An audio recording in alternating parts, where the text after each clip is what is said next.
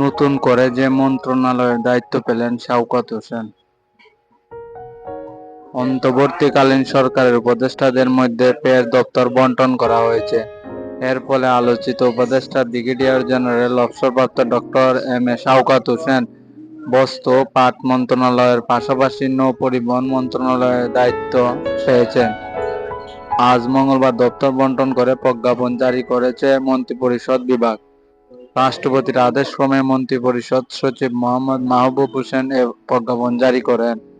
নতুন প্রজ্ঞাপন অনুযায়ী প্রধান উপদেষ্টা ডক্টর মোহাম্মদ ইউনূসের হাতে রয়েছে ৬টি মন্ত্রণালয় বা বিভাগের দায়িত্ব।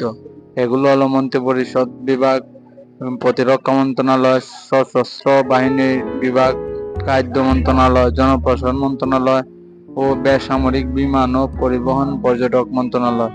উপদেষ্টা সালেহ উদ্দিন আহমেদ পেয়েছেন অর্থ মন্ত্রণালয়, বাণিজ্য মন্ত্রণালয়ে বিজ্ঞান ও প্রযুক্তি মন্ত্রণালয়ের দায়িত্ব। উপদেষ্টা আহসান আরিফ সামলাবেন স্থানীয় সরকার, পল্লী উন্নয়ন ও সমবায় মন্ত্রণালয় ও ভূমি মন্ত্রণালয়ের দায়িত্ব।